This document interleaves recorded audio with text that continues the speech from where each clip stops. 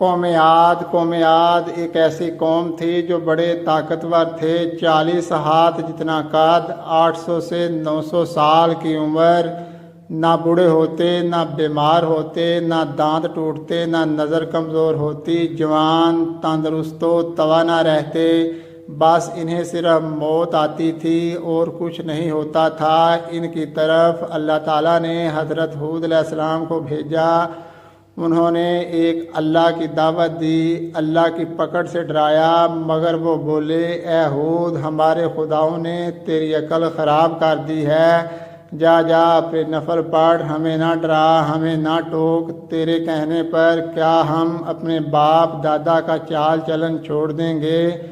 عقل خراب ہو گئی تیری، جا اپنا کام کر، آیا بڑا نیک چلن، کیا تیرے کہنے پر چلیں تو ہم تو پھر بھوکے مر جائیں۔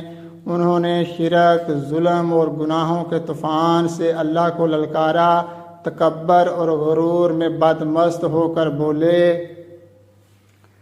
کہ کوئی ہم سے زیادہ طاقتور ہے تو لاؤ نا، ہمیں کس سے ڈراتے ہو؟ اللہ نے قحط بھیجا، بھوک لگی، سارا غلہ کھا گئے، مال مویشی کھا گئے، حرام پر آگے، چوہے بلی کتے کھا گئے، سانپ کھا گئے، درخت گرا کر اس کے پتے کھا گئے، بھوک نہ مٹی، نہ بارش ہوئی، نہ قطرہ گرا، نہ غلہ ہوگا۔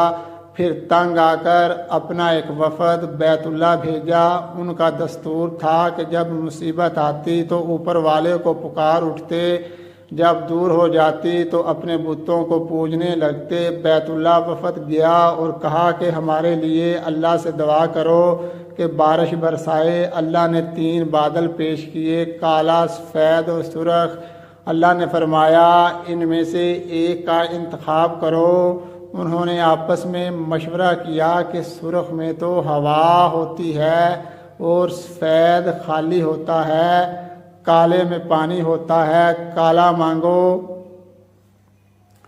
اللہ تعالیٰ نے کہا، واپس پہنچو، بادل بھیجتا ہوں۔ وہ خوشی خوشی واپس آئے، سب لوگ ایک میدان میں جمع ہوئے۔ بادل آیا، وہ ناچنے لگے کہ اب بارش ہوگی، قحط مٹے گا، کھانے کو ملے گا۔ کیا پتا تھا کہ وہ بارش نہیں، اللہ کا عذاب ہے جو تم ہود علیہ السلام سے کہتے تھے کہ لے آ، جس سے ہم کو ڈراتا ہے۔ اس بادل میں ایسی تند و تیز ہوا تھی کہ جس نے ان کو اٹھا مارا، ان کے گھر اڑا دیے۔ 60 ہاتھ کے قد اور لوگ تنکوں کی طرح اڑ رہے تھے۔ ہوا ان کے سروں کو ٹکراتی تھی، اتنی زور سے ٹکراتی کہ ان کے بھیجے نکل کر منہ پر لٹک گئے۔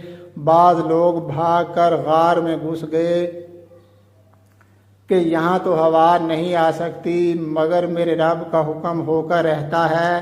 ہوا غار میں بگولے کی طرح داخل ہوتی اور ان کو باہر اٹھا کر پھینک دیتی۔ اللہ تعالیٰ نے ان کو ہلاک کر کے دکھایا کہ جب تم اللہ کی، اس کے رسول کی نافرمانی کرو، اللہ تم پر ایسی جگہ سے عذاب بھیجے گا جہاں سے گمان بھی نہ ہوگا۔ جو گناہ قوم عاد نے کیا، کیا وہ ہم نہیں کر رہے؟ کیا ہم اللہ کی حدوں کو پار نہیں کر گئے؟ کیا ہم نے اللہ کو اپنی نافرمانی سے نہیں للکارا ہوا ہے؟ توبہ کرو، اللہ سے ڈرو، قرآن پڑھو۔ جن گناہوں کو ہم معمولی سمجھتے ہیں، اللہ نے ان گناہوں پر پوری قومیں زمین بوس کر دی ہیں۔